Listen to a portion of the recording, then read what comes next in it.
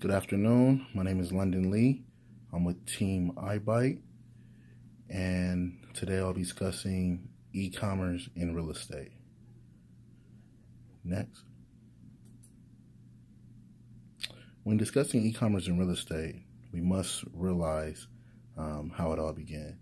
With the introduction of the internet, of course, and information that is on the World Wide Web, where people can look up information for their phones, their laptops.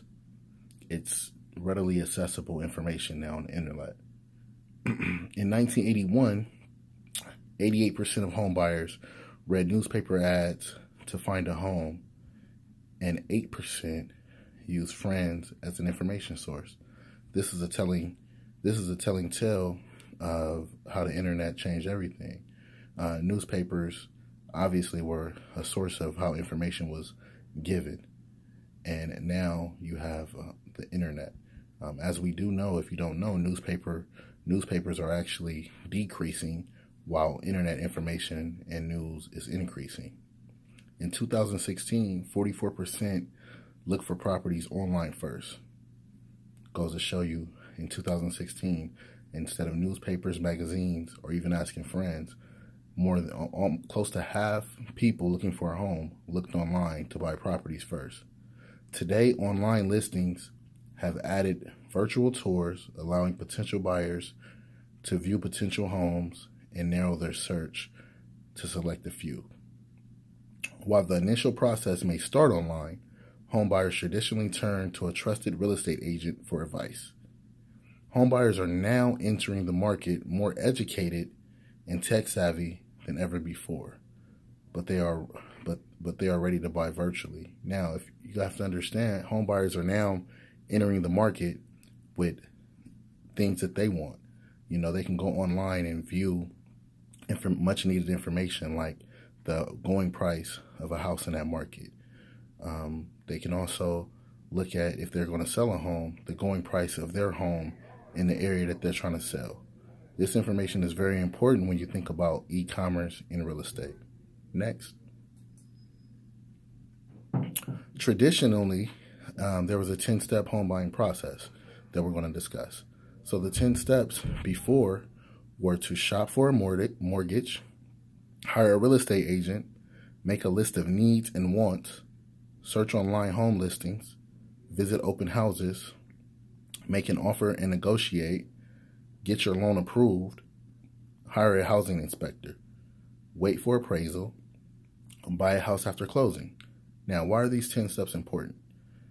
Because most of the steps now you can do online with e-commerce. So the first step, shop for a mortgage. You don't necessarily have to step outside of your home to go for a bank.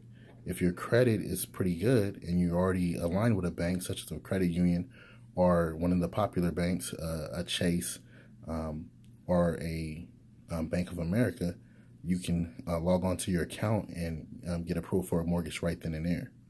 Hire a real estate agent. You can do that from apps such as Zillow and Trulia, realestate.com. These are things that you can go online and do without stepping outside of your own home. Make a list of your wants and needs. Any home buyer is going to do that because they want to make sure that they're getting everything they need and want out of a home. Now, search for online home listings. Once again, you can go to Zillow, use that application, and you will see all the online home listings in your area or any area that you want to look for in a home. Visit open houses. You don't even have to step outside of your own home to visit an open house anymore. You can actually do that as a tour virtually in virtual reality. You can make an offer and you can negotiate an offer online.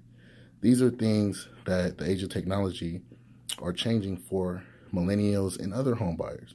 Most people do not want to go to homes and go visit. They actually are doing this from their own home. I wouldn't approve of this, but this is what people are doing, and there's negatives and positives, and we'll get to that later.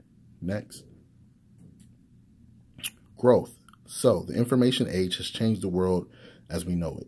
More things are purchased online than ever before. One area that has shown growth is how people are purchasing real estate.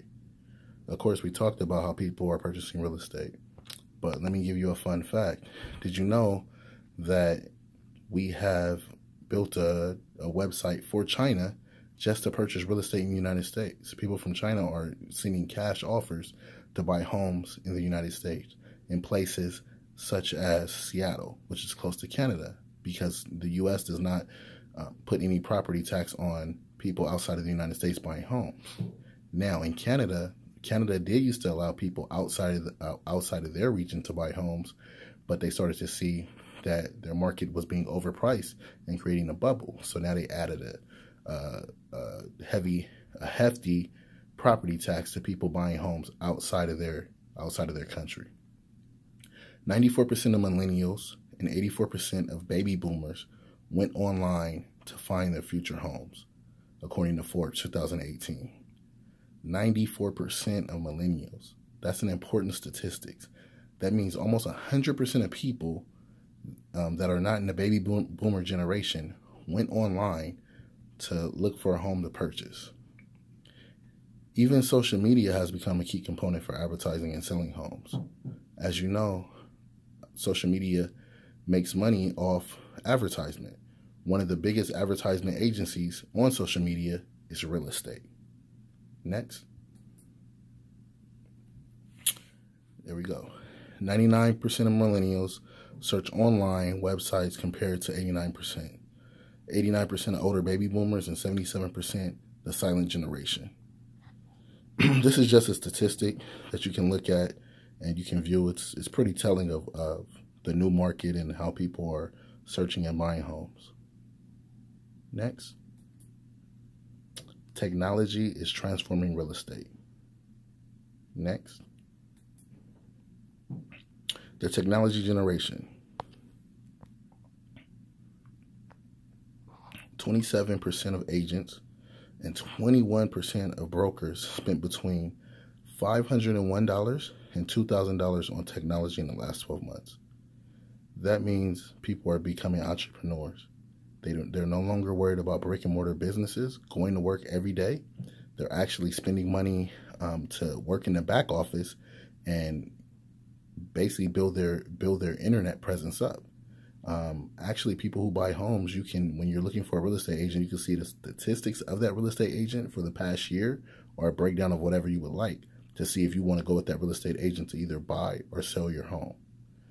And also on the technology end, people are using laptops, iPhones, Android phones to buy their home. So why not invest in yourself and make a greater internet presence?